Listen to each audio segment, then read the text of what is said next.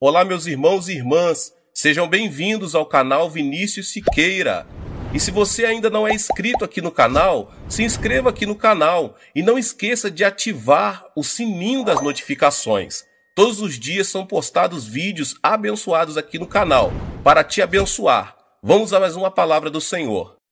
Em Romanos, no capítulo 4, nos versos 19 ao 22, diz assim: sem se enfraquecer na fé, reconheceu que o seu corpo estava sem vitalidade, pois já constava cerca de 100 anos de idade, e que também o ventre de Sara já estava sem vigor. Mesmo assim não duvidou, nem foi incrédulo em relação à promessa de Deus, mas foi fortalecido em sua fé e deu glória a Deus, estando plenamente convencido de que ele era poderoso para cumprir o que havia prometido. Em consequência, isso lhe foi creditado como justiça. Há um ditado espanhol que diz: se você perdeu dinheiro, perdeu algo grande. Se perdeu um amigo, perdeu algo maior. Mas se você perdeu a fé, perdeu tudo. O que significa isso, meus irmãos?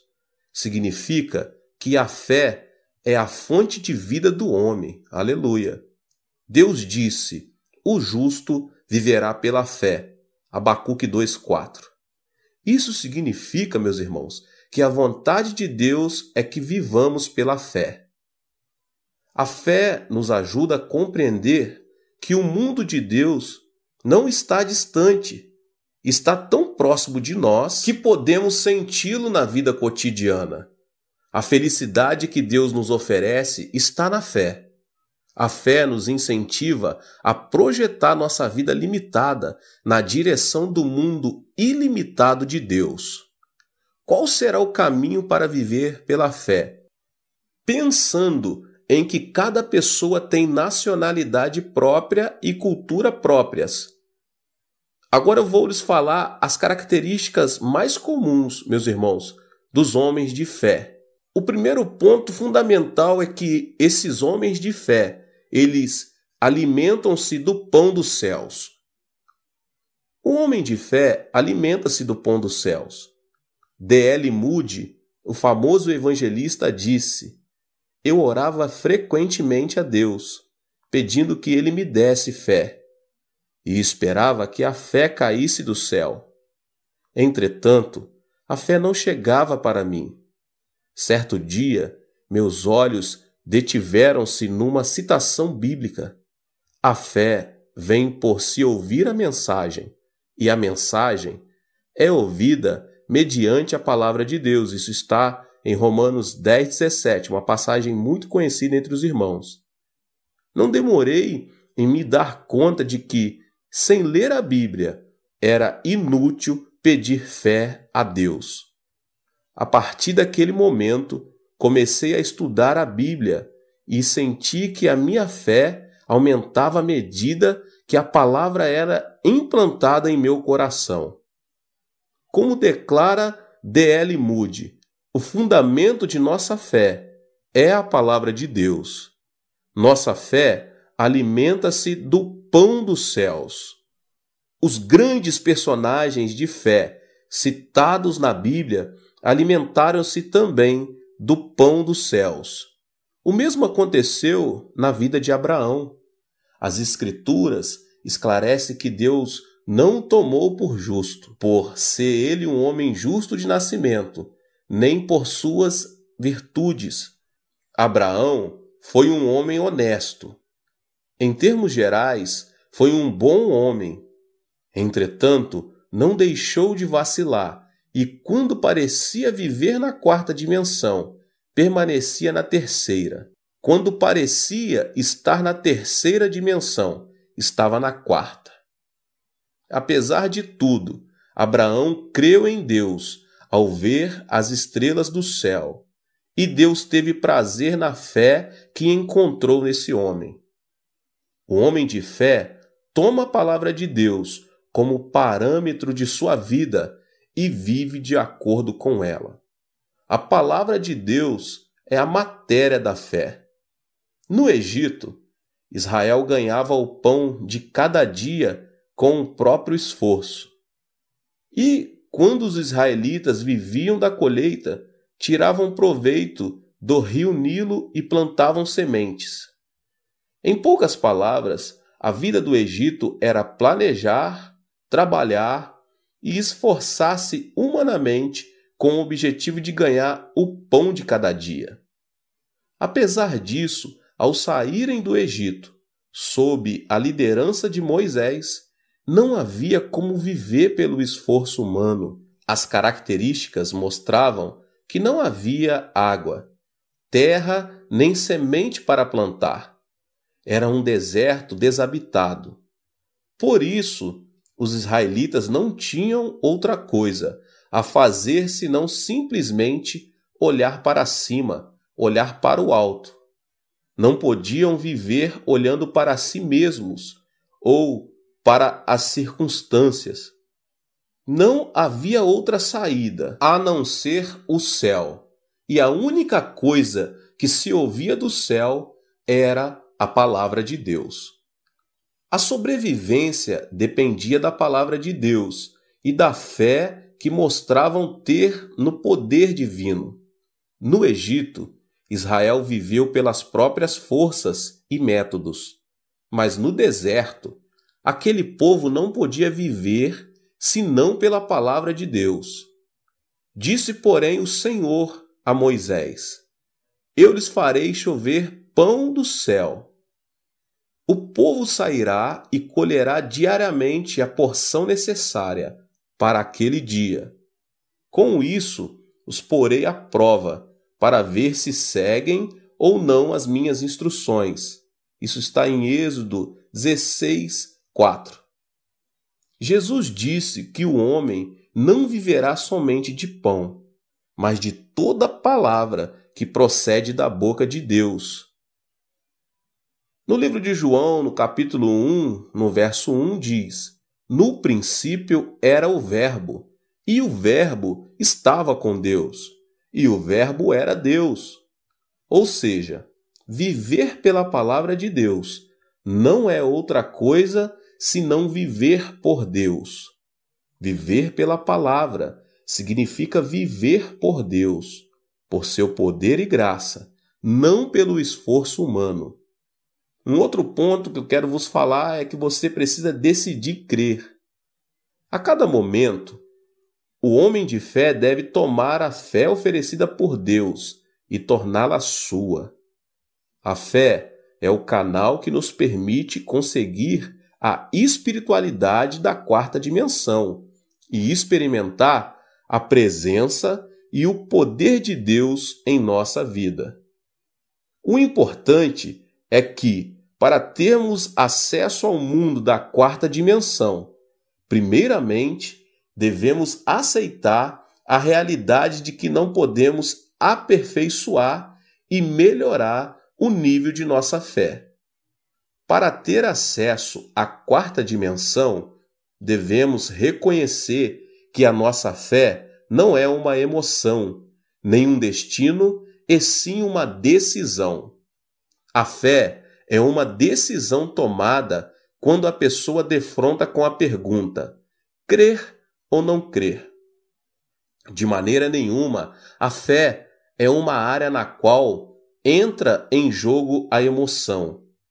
Ainda que a emoção possa ser grande, ajuda na vida cristã, devemos entender que a fé não é emoção, e sim uma questão de decisão. Se a fé fosse emoção, por que Jesus teria repreendido seus discípulos ao dizer: vocês não têm fé? Se a fé fosse emoção, quando não sentirmos arder um fogo em nosso coração, deveríamos afirmar que não temos fé.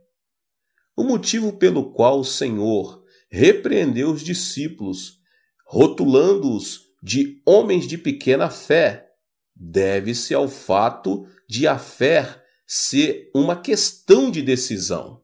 A Bíblia demonstra que a fé é uma decisão. Paulo revela que Deus reparte a cada um conforme a medida da fé. Romanos 12, 3. Quando Pedro começou a andar sobre as águas, a questão era olhar para Jesus ou para as circunstâncias? Olhar para Jesus ou olhar para o gigante? Olhar para Jesus ou olhar para o problema?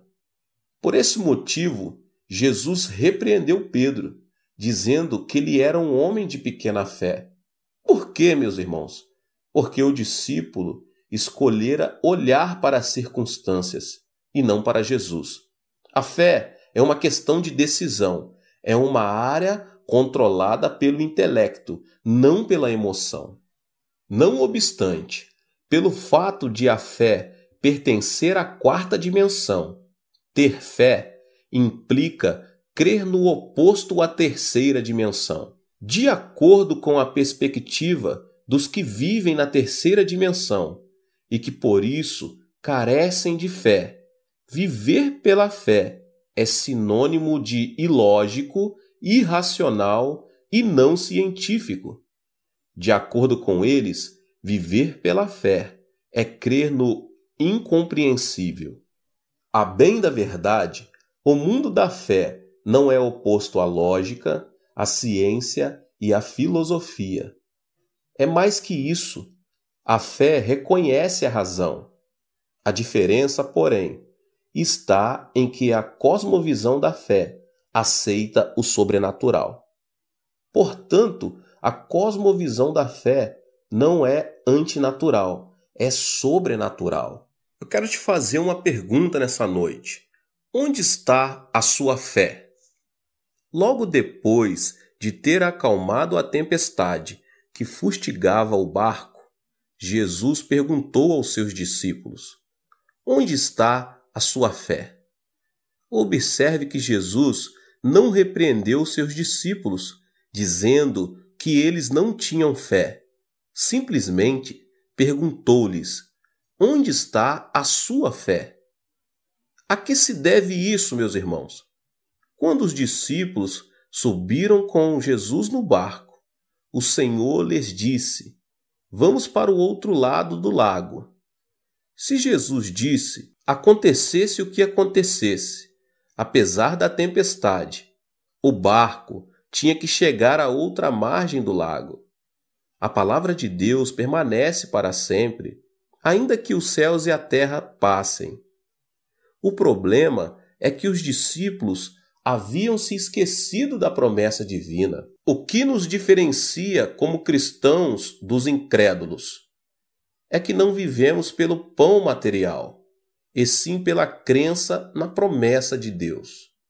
No Egito, o povo de Israel viveu pelo pão durante 430 anos. Ao chegar, porém, ao deserto, não podiam mais viver pelo pão, porque não havia alimento, água, hospital, tampouco roupas.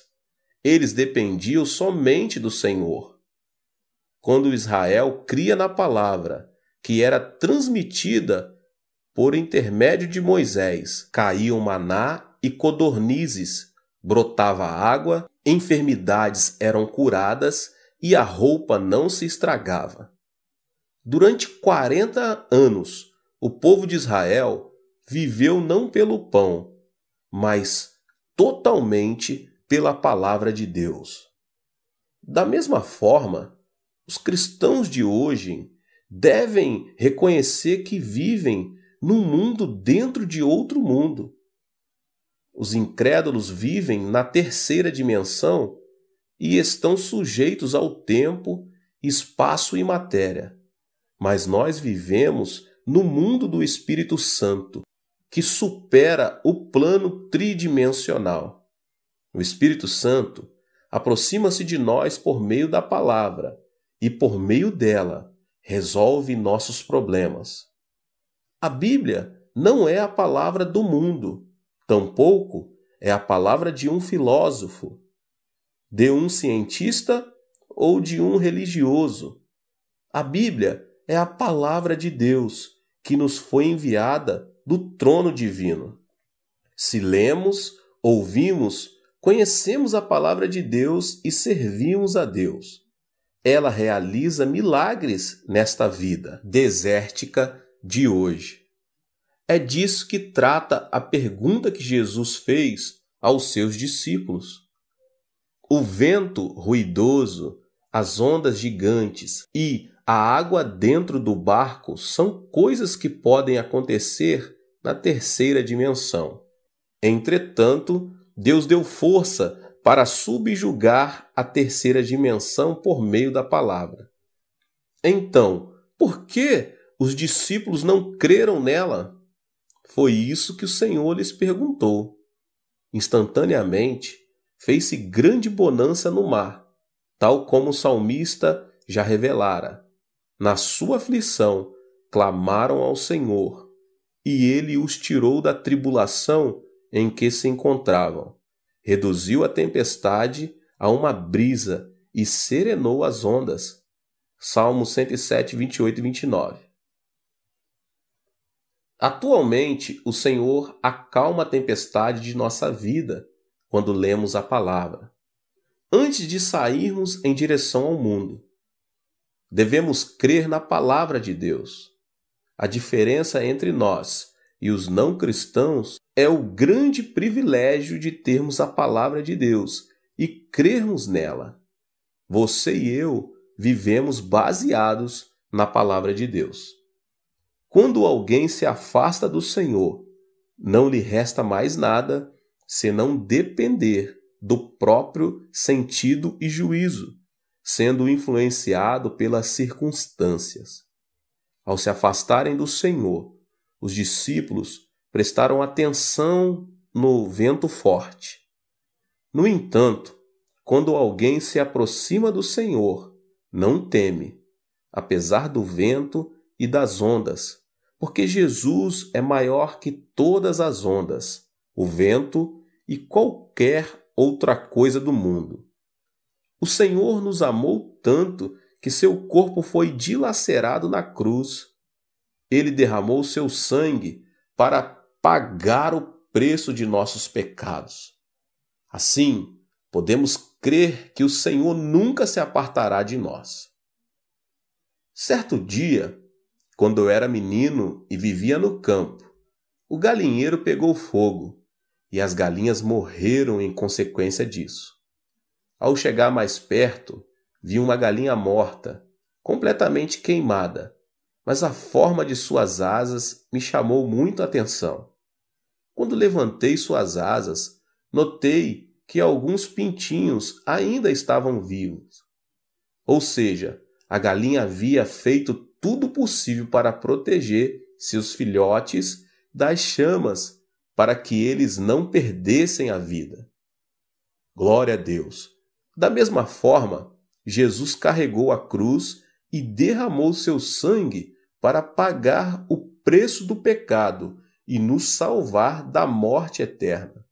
Se crermos no Senhor, Ele passará a habitar em nós e jamais nos deixará.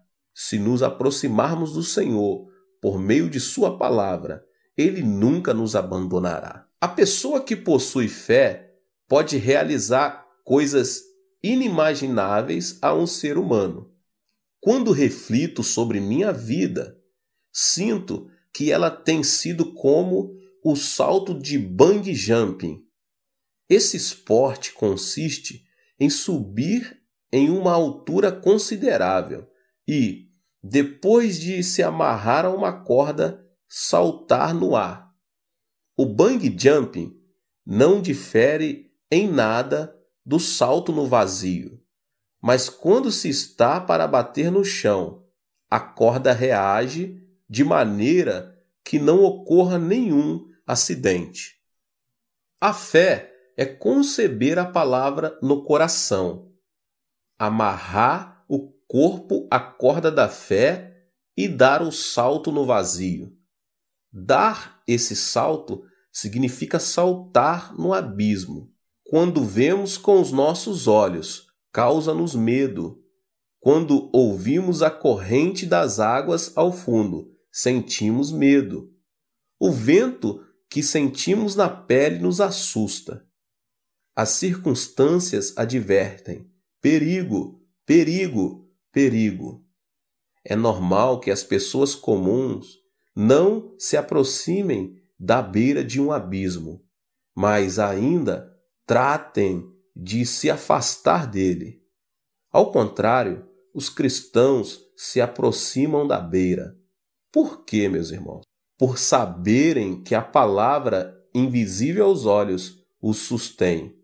Estão conscientes de que, apesar de se atirarem ao vazio, a corda reagirá de maneira que não baterão no chão, mas no momento exato, ela os sustentará.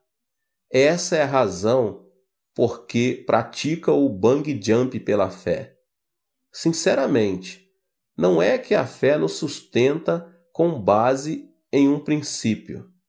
Nossos olhos não veem, nossos ouvidos não ouvem, nossas mãos não apalpam evidência nenhuma. O caminho é escuro. Entretanto, podemos saltar no vazio, porque estamos amarrados à corda da palavra de Deus. Assim, sem iniciar uma aventura de fé, é impossível converter-se numa pessoa de fé. Meus irmãos, Davi era um homem de fé. Davi foi um homem ousado. Era jovem e apacentava as ovelhas de seu pai. Lutava contra leões e ursos.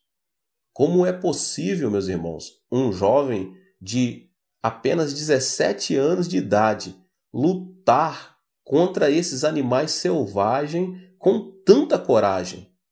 Se não fosse por acreditar que Deus estava com ele, isso não teria sido possível.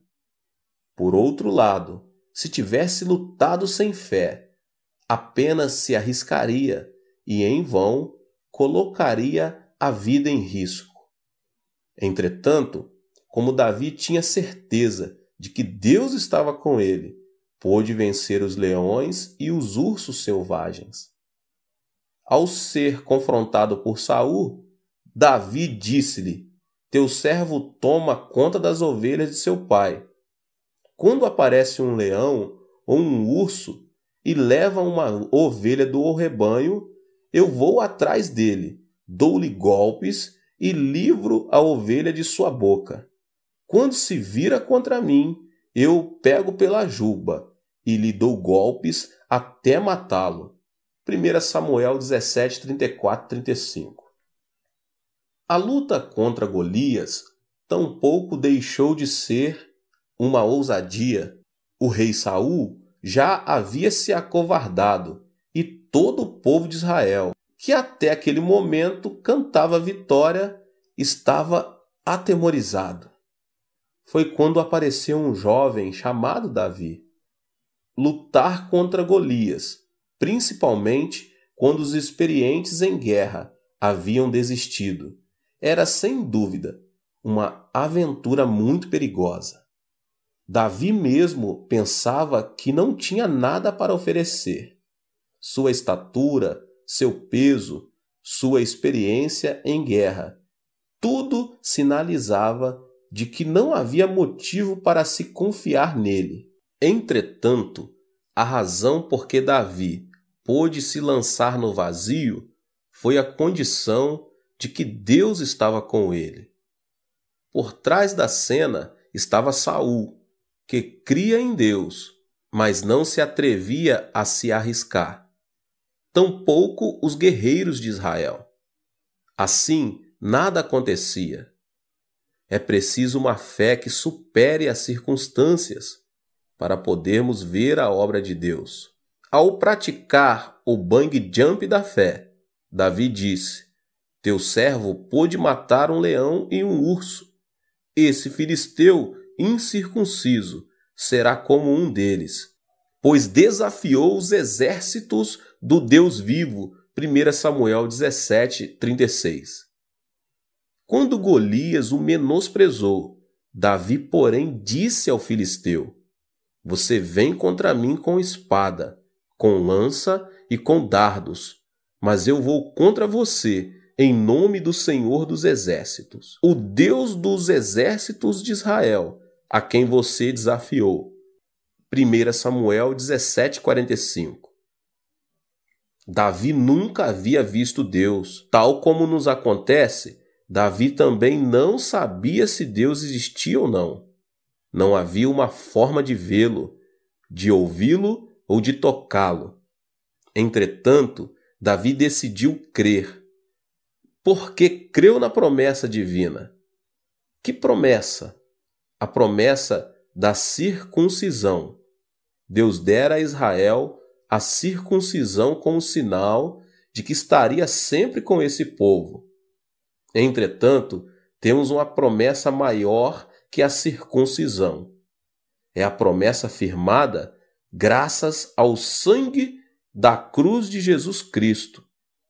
O cristão é aquele que crê na promessa da cruz de Jesus Cristo. Deus está com as pessoas que creem e confiam no sangue de Jesus. Se Davi, que cria na promessa da circuncisão, atreveu-se a arriscar pela fé, quanto mais nós, que temos a promessa do sangue de Jesus. Devemos nos lembrar de que, se nos negarmos a assumir o risco, da mesma forma, Deus não atuará em nosso favor.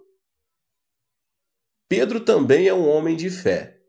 Pedro estava lavando as redes, pois não havia pescado durante a noite toda.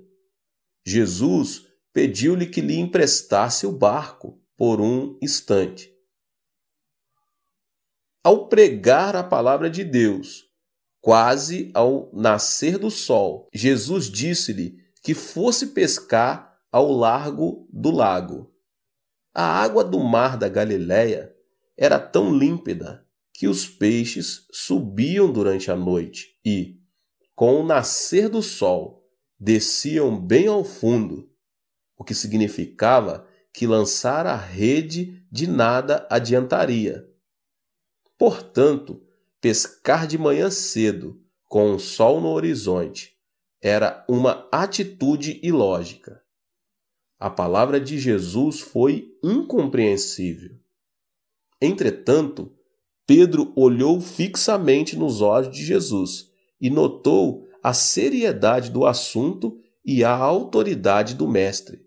E disse: pesquei durante a noite toda, mas por tua palavra lançarei a rede. É disso que trata a aventura da fé. Todos os colegas riram de Pedro ao vê-lo fazer-se ao mar junto com Jesus. Esse homem está louco. Como é possível? Se todos sabemos que não podemos pescar durante a noite toda, quanto menos com o sol nascendo. Será impossível. Essa é a aventura mais doida que já vi em toda a minha vida. Apesar do murmúrio, Pedro conseguiu pescar tanto que a rede estava a ponto de romper-se. Ao ver que não conseguia trazer o barco sozinho, pediu ajuda para os seus colegas. Veja o que está relatado em Lucas, no capítulo 5, os versos 4, 5 e 6. Tendo acabado de falar, disse a Simão: vá para onde estão as águas mais fundas, e a todos lancem as redes para a pesca. Simão respondeu: mestre, esforçamo-nos a noite inteira e não pegamos nada. Mas, porque és tu quem está dizendo isto, vou lançar as redes. Quando o fizeram, pegaram tal quantidade de peixes que as redes começaram a rasgar-se. Como Pedro se converteu no discípulo sucessor de Jesus? Por que ele é conhecido como o apóstolo dos apóstolos? Por sua fé notável. Pedro foi um homem que, diferentemente dos outros discípulos, aventurava-se continuamente na fé. Embora não vendo nada, não ouvindo nada, nem tocando em nenhuma evidência, tomava a decisão de se aventurar na fé. Como sabemos, certa ocasião em que os discípulos tomaram o barco para atravessar para o outro lado, Jesus não os acompanhou. Eles foram surpreendidos por uma grande tempestade e tiveram de remar com muita dificuldade.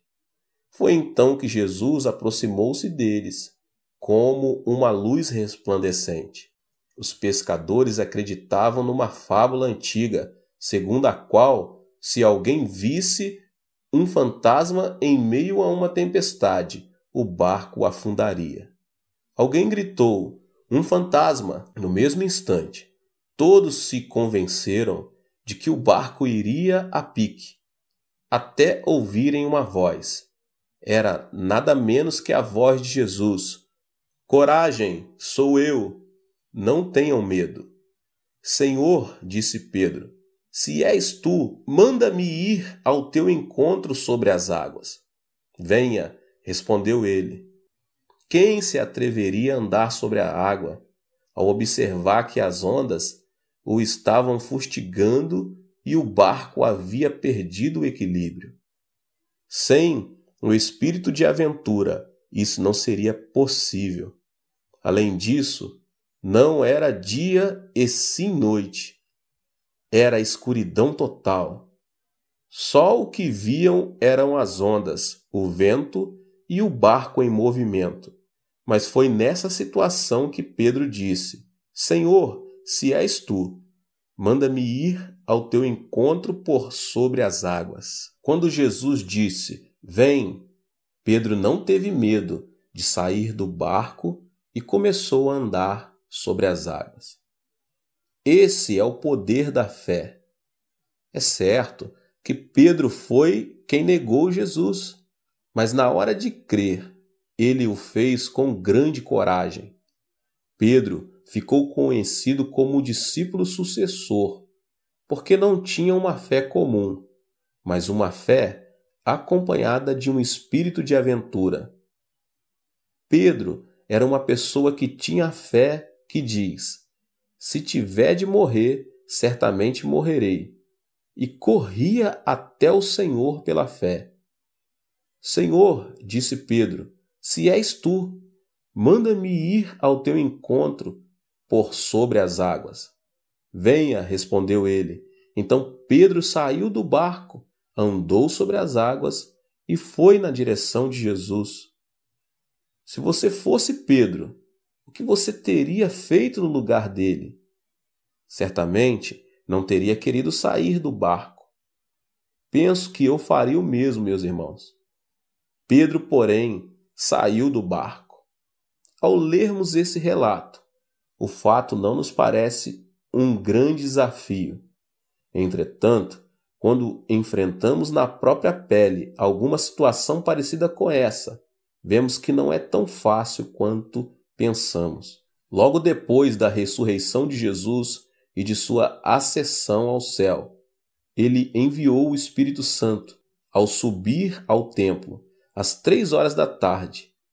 Pedro e João depararam com um aleijado que estava mendigando.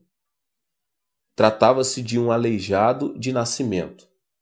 Pedro e João, olhando bem para ele, disseram: "Olhe para nós."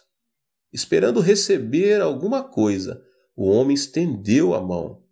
Nesse instante, Pedro lhe disse: "Não tenho prata nem ouro, mas o que tenho, isso lhe dou. Em nome de Jesus Cristo, o Nazareno, ande." E segurando-o pela mão, ajudou o homem a levantar-se. Como vemos nesse relato, a fé do apóstolo Pedro não era nada comum. Imagine o cenário ao seu redor, com tanta gente entrando no templo.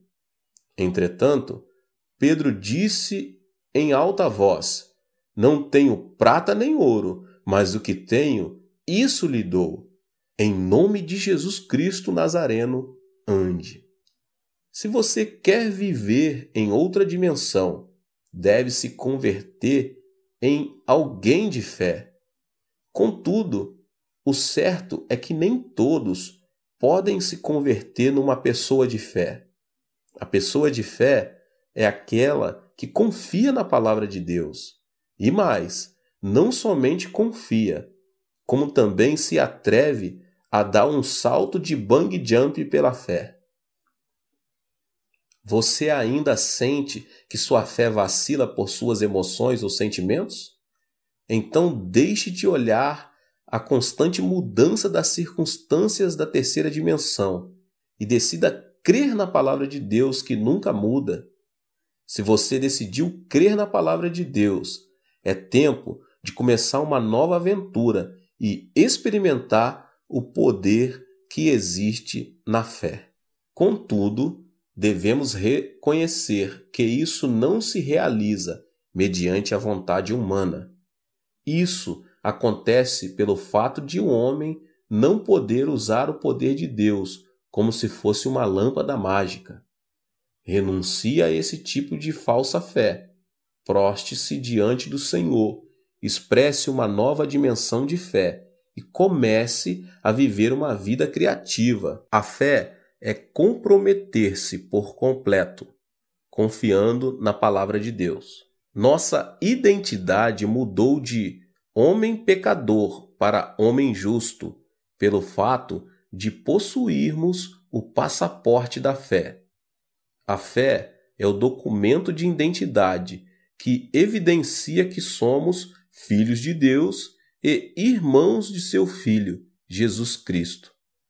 A Bíblia diz que todos os que têm essa identidade são justos e lhes é prometida uma bênção inimaginável. Se quisermos nos converter em pessoas de fé, devemos encher o nosso intelecto com a palavra de Deus. Uma vida não formada pela palavra de Deus é como uma casa edificada sobre a areia. O passo seguinte é preservar a fé, tal como Pedro lançou as redes confiando na palavra de Deus.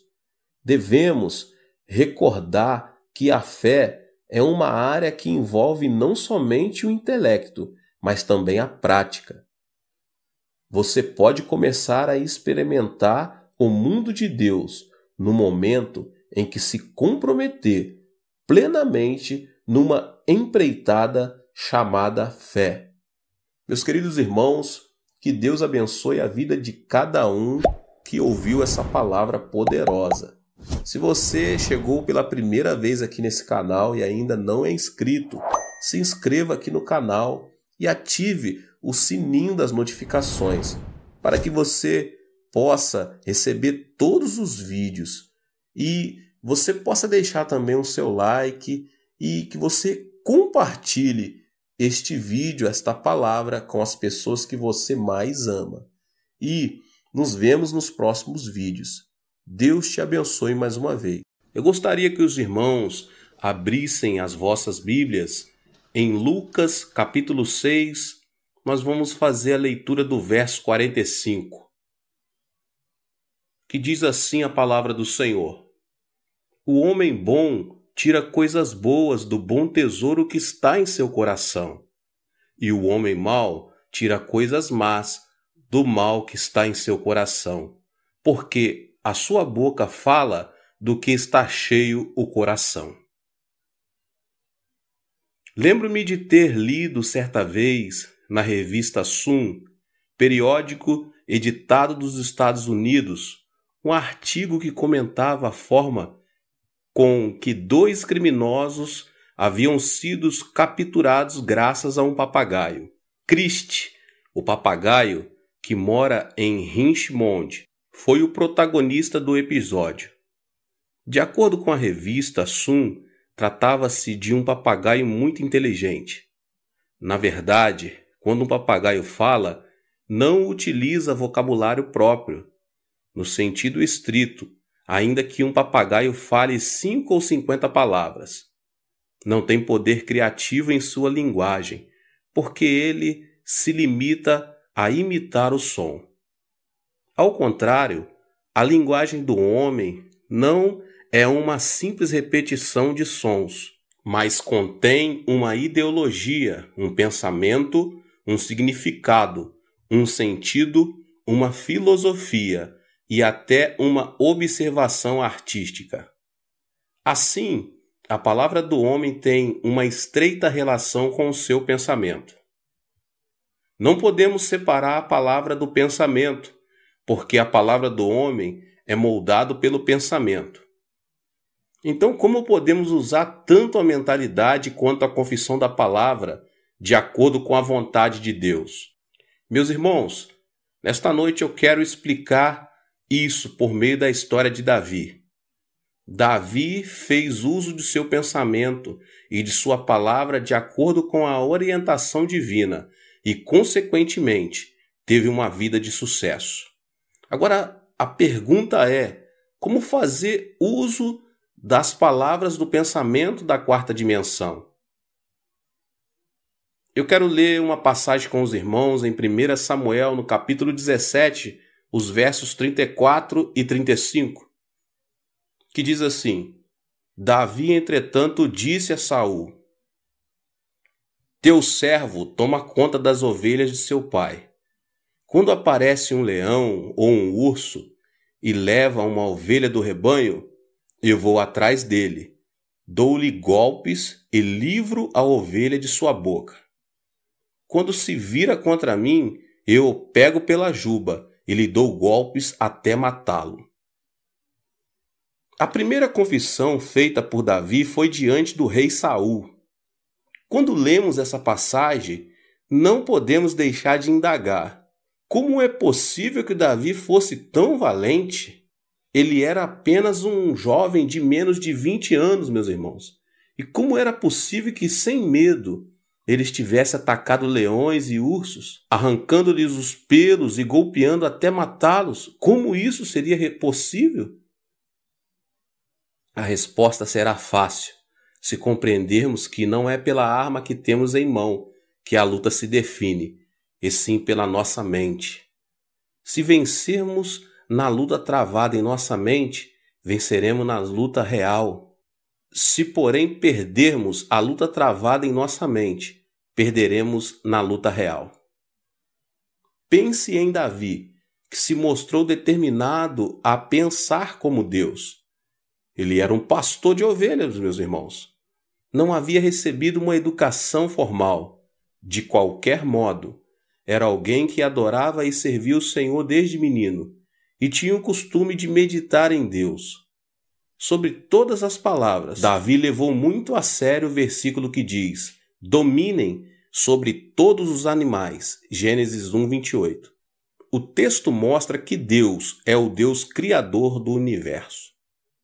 Com certeza, era baseado nessa passagem que Davi imaginava como mataria os animais selvagens, esquecendo-se de sua condição física e de sua idade. Em outras palavras, meus irmãos, ele empregava a técnica de disciplina mental.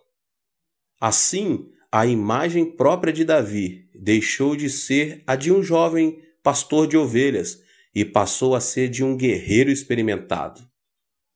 É por isso que sempre que vinham leões e ursos para capturar suas ovelhas, Davi levantava-se e lutava contra eles até matá-los. A chave do sucesso de Davi foi que ele conquistou a vitória na luta travada em sua mente. É provável que, pela fé, ele pensasse: quando Deus fez o homem, deu-lhe o poder de dominar a terra e tudo que nela existe. Portanto, eu tenho o poder de vencer esses animais ferozes. Davi já havia vencido os leões e os ursos em sua imaginação. Por isso podia atacar esses animais com coragem. Se Davi tivesse pensado: não posso, isso não vai acontecer, é impossível, e tivesse se deixado levar pela ansiedade e pelo temor, os animais selvagens não teriam fugido, e mais, eles o teriam devorado. No entanto, Davi já havia vencido a batalha na mente, e assim pôde vencer também na luta real. Da mesma forma, a vitória e o fracasso de nossa vida dependem de nossa atitude mental. Agora eu quero falar com os irmãos as palavras que promovem o pensamento da quarta dimensão. O texto está em 1 Samuel, capítulo 17, versos 46 e 47. Olha só o que Davi diz: Hoje mesmo o Senhor o entregará nas minhas mãos. Eu o matarei e cortarei a sua cabeça. Hoje mesmo darei os cadáveres do exército filisteu às aves dos céus e aos animais selvagens, e toda a terra saberá que há Deus em Israel. Todos os que estão aqui saberão que não é por espada ou por lança que o Senhor concede vitória, pois a batalha é do Senhor, e ele entregará todos vocês em nossas mãos. A segunda confissão foi feita por Davi diante de Golias. A confissão de fé demonstra quanto Davi era valente, a tal ponto que suas palavras parecem ser um golpe dado diretamente na face de Golias, antes mesmo de a luta começar. Quando Golias desafiou o exército de Israel e o rei Saul, maldizendo Deus, todos ficaram quietos e com um sentimento de fracasso e derrota. Entretanto, com ousadia, Davi afirmou: Eu vou lutar contra você. Matei leões e ursos ao cuidar do rebanho de meu pai.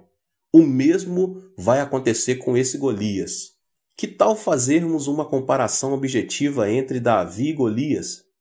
Golias era um homem de quase 3 metros de altura, e sua armadura de guerra pesava 60 quilos. Se sua armadura pesava tanto assim, podemos imaginar como aquele homem era grande. O povo de Israel estava atemorizado por ouvir a voz ameaçadora do gigante durante 40 dias no vale de Elá. Eles já estavam mentalmente vencidos na batalha contra Golias. Davi era diferente. Ele tinha apenas 17 anos de idade e não tinha praticamente nenhuma experiência de guerra. Além disso, não se comparava fisicamente a Golias. Aquela parecia uma batalha já definida. Entretanto, meus irmãos, Davi pensava de outra maneira. Como esse filisteu pagão e incircunciso atreve-se a desafiar o exército do Deus vivo e seu povo? Deus está conosco. Por isso, esse gigante não significa nada para nós. Não importa sua altura e seu peso. Davi não pensou em outra coisa a não ser na vitória que Deus lhe haveria de conceder, meus irmãos. Pela mente humana, via-se a advertência que seria inútil atacar Golias, mas Davi, que havia concebido a mente divina, pensava diferente. A mente de Deus fez que a imagem de Davi fosse completamente transformada, e ele se tornou um guerreiro de Deus. Ele já não era um jovem pastor de ovelhas que via com os olhos da terceira dimensão. A quarta dimensão da mente de Deus fizera que ele concebesse uma alta imagem diferente. Ele passou a ser um guerreiro de Deus, capaz de determinar a vitória e a derrota na batalha. Na esfera mental, Davi era um guerreiro mais forte que Golias e um homem de estrutura maior de que a daquele filisteu. Ele pensava como um gigante, portanto sua boca proclamava palavras de um gigante. As palavras da quarta dimensão que Davi proclamou acorrentaram todas as condições da terceira dimensão que prognosticavam a clara vitória de Golias sobre ele. As condições da terceira dimensão começaram a ser governadas pelo poder da confissão da palavra da quarta dimensão. A palavra de Deus declara: Como falastes aos meus ouvidos, assim farei a vós outros. Números 14, 28. E as palavras convictas de Davi fizeram que a vitória se revertesse. Assim, a batalha não foi um medir de forças, mas o uso da fonte invisível do poder da quarta dimensão, mediante o pensamento, a fé e a confissão da palavra. Agora é preciso comparar Davi a outro personagem, o rei Saul. Saul foi um homem ungido para governar Israel. Foi um dos líderes mais eminentes de sua época. Entretanto, ele pensou que Davi não poderia enfrentar Golias. Veja, essa ideia de sair para lutar contra Golias é absurda. Ele é um general que nunca perdeu uma batalha em sua vida. E você é um jovem de apenas 17 anos. Isso é impossível. E quis fazer arrefecer o ânimo de Davi. A maneira que Saul pensava não provinha de Deus. Ao contrário, fundamentava-se na sua experiência. Ele era um rei, mas com base em suas experiências passadas, sua mente estava tomada de fracassos. Apesar de se tratar do rei de Israel, a nação escolhida, ele se mostrava ansioso e temeroso, esperando ser derrotado e escravizado pelos filisteus. Entretanto, Davi pensava que Golias não seria nada mais do que um leão ou um urso morto. Passou a olhar para Golias do ponto de vista divino e assim viu nele um leão ou um urso entre os vários animais que havia matado. Saul pensava que seria derrotado, enquanto Davi pensava que venceria o inimigo. Por essa razão, Davi e Saul pensavam de maneiras totalmente diferentes, mesmo servindo ao mesmo Deus. Davi tinha um pensamento de Deus e sabia como administrar sua vida conforme esse poder. Sabia como viver com o poder de Deus e não com as próprias forças. Por outro lado, Saul servia ao mesmo Deus, mas não refletia o poder da fé em sua vida. Confiava na sua própria força, no próprio poder e na própria experiência. Trocando em miúdo, meus irmãos, os pensamentos de Saul eram pensamentos da terceira dimensão, enquanto os pensamentos de Davi eram da quarta dimensão. Se perdermos a batalha no campo da mente, também a perderemos no campo real. Assim é preciso primeiro assumir o controle dos pensamentos. Se perdermos na mente, perderemos na realidade. Em comparação a Saul e Golias, Davi estava numa situação de inferioridade. Ele se parecia com as pedras que havia escolhido para atirar, não tinha nenhum valor. No entanto, a razão por que Davi foi usado por Deus foi ele ter maior grandeza de pensamento. A segunda confissão demonstra claramente que a grandeza do pensamento de Davi superava a de Golias. A grandeza do pensamento. Este foi o segredo para que Davi se destacasse e vivesse uma vida muito especial. As duas confissões de Davi, relatadas no capítulo 17 de 1 Samuel que lemos, revelam como podemos conseguir a linguagem da quarta dimensão. Esta provém do pensamento da quarta dimensão. Com base na história de Davi, meus irmãos, nós aprendemos que a maneira de pensar é fundamental para que nossa vida seja elevada. Para começar, precisamos de uma base que nos permita fazer uso dos pensamentos e da linguagem da quarta dimensão em nossa vida diária. Da mesma forma que, para sermos salvos, necessitamos crer e aceitar Jesus como nosso Salvador, é preciso preencher alguns requisitos básicos para pensar e falar na quarta dimensão. Isso é importante, porque forma nossa autoimagem espiritual. Os 3 passos que apresento agora servirão de filtro e desfarão todos os elementos negativos que estão em nosso pensamento e em nossa linguagem. O primeiro passo é o arrependimento. A maioria das pessoas sabe que o pensamento positivo e a linguagem positiva resultam em benefícios. De fato, ouvem-se muitos discursos e pregações em que se enfatiza a necessidade de pensar e falar positivamente. O estranho, entretanto, é que as pessoas não pensam nem falam de forma positiva, mas deixam-se invadir por pensamentos e palavras negativas. Como consequência disso, caem num poço de frustração e ansiedade. A Bíblia explica por que o homem, mesmo sabendo que o pensamento e a linguagem positiva são bons, mas não os põe em prática.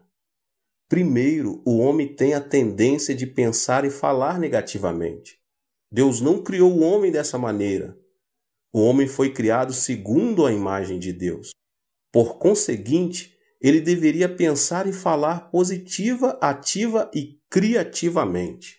Depois da queda de Adão, porém, a maneira de pensar e a linguagem foram corrompidas, tornando-se negativas. É por isso que as pessoas se acostumam ao pensar e à linguagem negativos e os consideram algo natural. Em segundo lugar, após a queda de Adão, as circunstâncias também foram corrompidas e, consequentemente, meus irmãos, o mundo passou a viver em meio à ansiedade, ao temor, à ânsia e à preocupação. O mundo decaído está cheio de coisas negativas. O que é negativo nos contagia especialmente pelos meios de comunicação em massa, pela TV, pelo cinema e pela publicidade. As notícias são negativas e transmitem uma mensagem que se resume em todos morrerão. Vivemos numa era em que as informações e o conhecimento que o mundo nos oferece nos causam temor. Resumindo, o DNA do pensamento do homem foi corrompido por causa do pecado. Além disso, o homem está exposto a circunstâncias negativas e é por isso que ele vive encerrado numa jaula de pensamentos negativos. As palavras provenientes de uma mentalidade negativa têm um poder destrutivo extraordinário e acabam destruindo relações pessoais e prejudicando as pessoas ao nosso redor. Não devemos dar lugar a pensamentos negativos, muito menos pronunciar palavras negativas. Da mesma forma, as palavras positivas são importantes, já influenciam não apenas a nossa vida, como também nosso futuro. É preciso envidar esforços para pensar e falar positivamente e corrigir o pensamento humano corrompido. Devemos nos esforçar para isso. É preciso tomar posse do direito que temos de pensar positivamente. Como podemos nos apossar desse direito? Por meio do arrependimento, é o primeiro passo. Adão e Eva foram expulsos do jardim do Éden. Assim, por mais que tivessem pensado positivamente, não poderiam mudar a circunstância e o seu destino, a menos que se arrependessem, recebessem o perdão de seus pecados e fossem aceitos por Deus. Primeiramente, devemos estar em paz com Deus para que o Espírito Santo opere positivamente sobre nossos pensamentos. É por isso que a primeira mensagem de Jesus foi: o reino de Deus está próximo. Arrependam-se e creiam nas boas novas. Marcos 1,15. Jesus disse que a primeira condição para a entrada no mundo do pensamento positivo é o primeiro passo, é o arrependimento.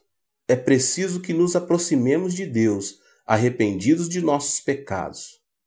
E o que é arrependimento, meus irmãos? A palavra grega metanoia não somente implica mudança de direção e abandono do pecado, mas também resulta numa mudança total que inclui pensamentos e emoções. Em poucas palavras, arrependimento é mudança de coração. Ou seja, arrepender-se é confessar e pedir perdão pelo egoísmo, pelos maus desejos do corpo, pela cobiça dos olhos e pela arrogância da vida.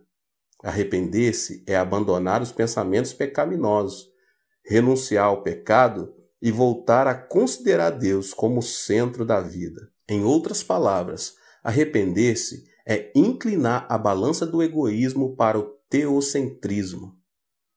Rigorosamente falando, por mais que você passe anos congregando numa igreja, se vive uma vida egocêntrica conforme sua mesquenharia e seu pensamento pecaminoso, você não terá experimentado um arrependimento genuíno. O arrependimento implica não somente mudança do pensamento do coração, como também abandono do pecado, renúncia ao egocentrismo e volta para Deus. Um arrependimento sem obras para nada serve.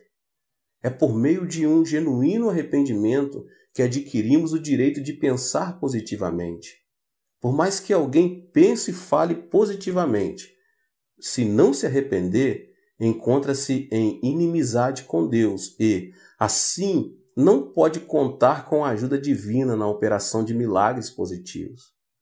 É preciso, meus irmãos, arrepender-se de todo o coração e fazer que Deus ocupe o centro da vida. E o segundo passo é identidade. Uma vez que tenha sido transformado a essência do pensamento corrompido e sua vida tenha se tornado teocêntrica, com o objetivo de pensar e falar positivamente, você deve ter uma clara identidade de que é um santo filho de Deus. Que pai daria uma pedra a um filho que pede pão? Que pai que daria uma serpente a um filho que pede peixe?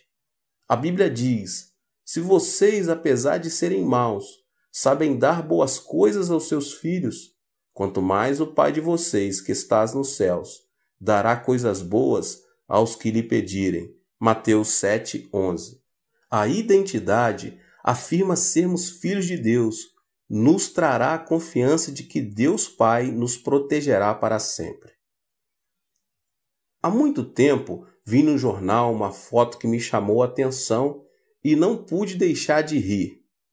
Na época, Kennedy era o presidente dos Estados Unidos. A foto mostrava como Kennedy se reunia com os ministros de cada secretaria. Obviamente, a reunião era de caráter sério e confidencial. Além disso, os que ali estavam reunidos discutiam tema de caráter mundial, não de caráter nacional. No entanto, ao observar com mais atenção, notei que a câmera havia captado o momento em que o filho do presidente, John Jr., debaixo da mesa puxava as calças de seu pai. Se aquele menino fosse um estranho, com certeza teria sido demitido pelo pessoal da segurança. Quem se atreveria a puxar as calças do presidente de uma nação no momento em que discutia um assunto histórico de suma importância? Entretanto, meus irmãos, John era o filho do presidente, razão porque ele pensava: haja o que houver, meu pai se agradará de mim. O mesmo acontece conosco. Todo aquele que recebe Jesus Cristo converte-se em um filho de Deus. A partir daí, como filho de Deus, podemos viver com ousadia e coragem neste mundo. Quando tivermos a certeza de que somos filhos, poderemos viver pensando que tudo nos sairá bem. Quem confessa que Deus, Senhor dos céus e da terra, é seu Pai, pode pensar positivamente, por saber que Ele proporcionará coisas boas para a sua vida. E o terceiro passo, a cruz de Cristo. Para viver positivamente, é preciso ter um fundamento justo. A vida cristã não consiste simplesmente em confessar, eu creio. Mesmo confessando a sua fé, os filhos devem ter alguma razão para recorrer a seus pais. Um pai não entrega $10 pelo fato de o filho pedir: pai, me dê $10. Deve haver uma razão para que o pai satisfaça o pedido do filho. Se, porém, o filho lhe disser: papai, o Senhor disse que me daria $10. Assim, estou esperando que cumpra a sua promessa. Com certeza o pai não terá outra saída senão entregar o dinheiro ao filho. Precisamos nos apegar à redenção da cruz de Jesus Cristo, que é o nosso fundamento legal. Pelo fato de termos pecado, todos merecemos ser abandonados. Mesmo assim, podemos nos aproximar de Deus com intrepidez, porque Jesus Cristo pagou o preço do pecado na cruz do Calvário, quando ali seu corpo foi ferido. É por isso que podemos orar e crer de maneira positiva. Se o Senhor não tivesse pregado na cruz, não haveria razão para que Deus nos perdoasse, apesar de nossos pedidos de perdão. No entanto, temos garantido o fundamento por meio do qual podemos pedir o perdão de nossos pecados e assim pensar positivamente. Para pensar e falar na quarta dimensão, primeiramente você deve se arrepender e deixar que Deus ocupe o centro da sua vida. Em segundo lugar, deve se apossar da identidade de filho de Deus. Por último, você deve confessar a Deus, firmando-se no fundamento que se encontra na redenção da cruz de Jesus Cristo. Quando você fizer dessas 3 condições a base do seu pensamento e da sua linguagem, estará preparado para poder tomar a atitude de viver a experiência. Como foi dito anteriormente a vocês, a atitude mental e a linguagem estão estreitamente ligadas uma à outra, de modo que, para se usar uma linguagem positiva, ativa e criativa, deve haver uma transformação na maneira de pensar, em busca de se alcançar o pensamento divino. Para transformar nosso pensamento e linguagem no pensamento e na linguagem de Deus, meus irmãos, devemos moldar nossa vida com a oração e a palavra de Deus, até chegarmos ao nível de proclamar a palavra rema da quarta dimensão. Por meio da oração, podemos semear em nosso coração o pensamento positivo. É necessário, porém, orar intensamente. Há quem argumente que a oração não consiste em quantidade, e sim em qualidade. Entretanto,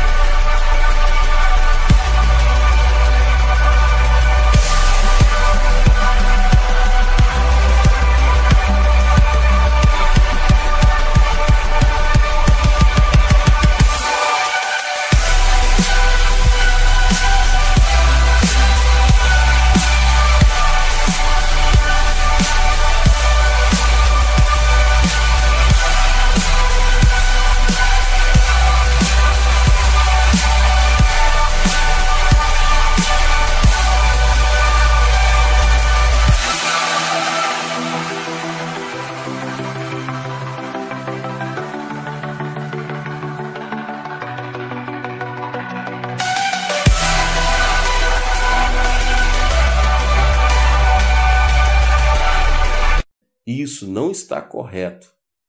A oração permite que mantenhamos uma relação mais profunda e estreita com Deus. Alguns oram durante 15 ou 30 minutos, outros oram durante 1 hora. Há aqueles que dedicam mais de 1 hora diária à oração. Podemos fazer uma analogia entre o tempo que alguém dedica à oração e a visão que o profeta Ezequiel teve do rio no templo, em Ezequiel 47. Para os que oram durante 10 minutos por dia, a oração é como a água que chegou ao tornozelo do profeta. Como a graça do Espírito Santo na altura do tornozelo apenas, não se pode vencer o mundo pela fé. Para os que oram durante 30 minutos por dia, a oração é como a água que na visão chegou ao joelho do profeta. Em comparação com a água que chegou ao tornozelo, esse ponto é mais alto. Mesmo assim, meus irmãos, para aquele que se dedica a esse tempo de oração, é extremamente difícil alcançar o êxito na vida. Para os que oram durante 1 hora diariamente, a oração é como a água que chegou à cintura do profeta Ezequiel. Pode-se dizer que esses se encontram ligados ao poder de Deus. Contudo, os que oram mais de 1 hora diária nadam no rio da graça do Espírito Santo. Se você mergulha nesse rio, vive pelo poder do Espírito Santo. Assim, devemos orar, no mínimo, mais de 1 hora todos os dias. Obviamente, meus irmãos, orar é como trabalhar arduamente, o que não é nada fácil.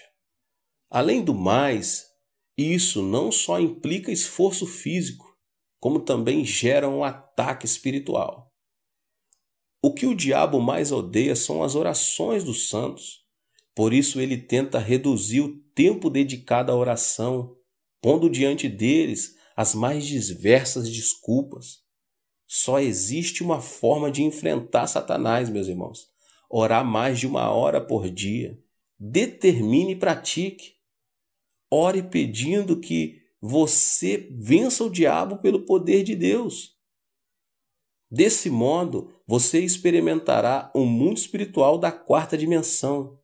Começará a ver as coisas sob o ponto de vista de Deus, de forma clara, concisa e limpa, e começará a viver pelo poder de Deus.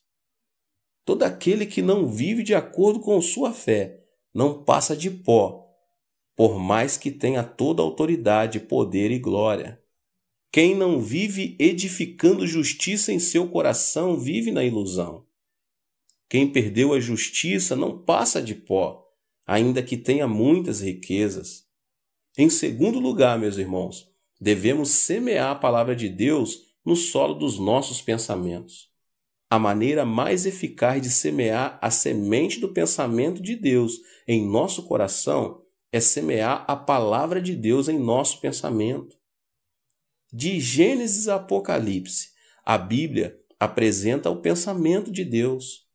Se vestirmos a armadura do pensamento de Deus, poderemos conseguir coisas que jamais imaginaríamos conseguir com a força humana. Se você pedir ao Senhor que lhe dê uma palavra e o Senhor a conceder, milagres ocorrerão. João 15:7 diz: se vocês permanecerem em mim e as minhas palavras permanecerem em vocês, pedirão o que quiserem e lhes será feito. Quando nos referimos à palavra, pensamos na Bíblia, que é o Logos ofertado a todos os homens. É por meio dele que conhecemos Deus e sua graça. Entretanto, existe outro tipo de palavra que nos permite experimentar o mundo espiritual da 4ª dimensão, que é a Rema. Esta é a palavra que o Espírito Santo inspira especialmente do Logos. A razão por que a palavra Rema é importante deve-se ao fato de a palavra que se encontra contida na letra penetrar no pensamento do cristão, apegar-se a ele e operar um milagre. É por isso que se diz que a fé vem pelo ouvir, e o ouvir pela palavra de Cristo, ou seja, a palavra Rema. Qualquer pessoa pode ler o Logos e conhecer Deus e sua graça. Para obter a fé da 4ª dimensão, porém é necessário receber a palavra Rema, dado por divina inspiração do Espírito Santo. O famoso evangelista e pastor D.L. Moody referiu-se à fé baseada na palavra Rema da seguinte maneira: orei durante muito tempo para que Deus me desse fé. Eu aguardava que a fé caísse do céu como uma rajada de vento. Entretanto, a fé não chegava para mim. Até que um dia li Romanos 10:17 que diz: a fé vem por se ouvir a mensagem, e a mensagem é ouvida mediante a palavra de Cristo. Percebi que eu estava orando equivocadamente, sem abrir as páginas da Bíblia. A partir daquele instante, passei pela experiência de ver minha fé crescer rapidamente. Além disso, a palavra Rema nos ajuda a superar os obstáculos, pois move o mundo espiritual da 4ª dimensão.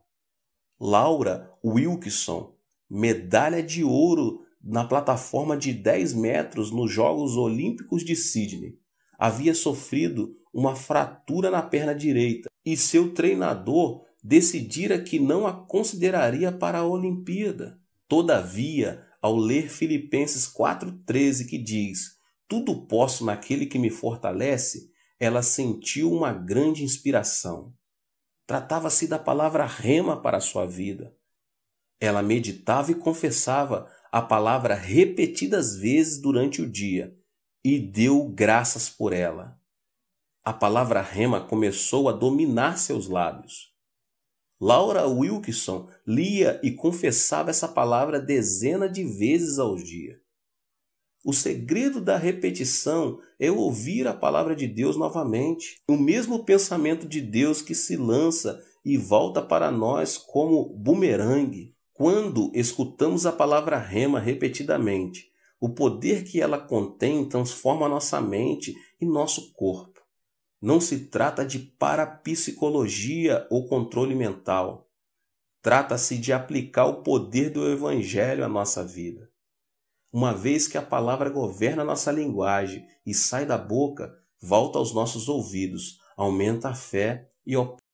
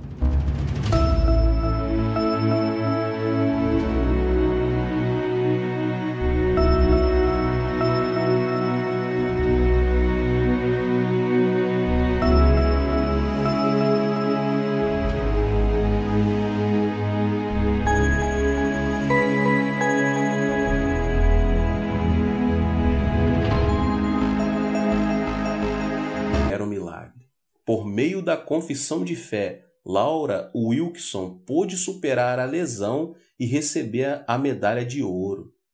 Nem todos experimentaram esse tipo de milagre. Wilkinson teve de orar, clamar e ler a palavra com o propósito de experimentar o mundo da quarta dimensão. Foi nesse percurso que o Espírito Santo lhe deu a palavra rema, e ela creu no plano da quarta dimensão, que seria curada de sua lesão. Em consequência, pôde participar dos Jogos Olímpicos e ganhou a medalha de ouro, tal como havia pensado e confessado. O poder que transforma vidas por meio da quarta dimensão manifesta-se quando recebemos e confessamos a palavra rema. É fundamental semear a palavra de Deus em nosso coração. A palavra ganha novamente vida quando nós aceitamos a palavra de Deus com a palavra rema em nossa mente. A palavra opera ativamente em nossa mente e dessa maneira governa a nossa vida. A confissão tem influência positiva sobre nosso futuro e nos guia para uma vida de bênção. A boca fala do que o homem guarda em seu coração. Tanto é assim que quando ouvimos uma pessoa falar, podemos prever como será sua vida no futuro. Isso se deve ao fato de a vida depender da maneira de pensar e de a boca ser o reflexo do que se guarda no coração. Acima de tudo, o cristão deve crer que Jesus Cristo é o dono de seus pensamentos e permitir que seus pensamentos e linguagem permaneçam debaixo da influência do Senhor. Essa é a chave pelo qual se alcançará o êxito mediante a espiritualidade da quarta dimensão. É preciso desenvolver uma linguagem da quarta dimensão por meio do pensamento.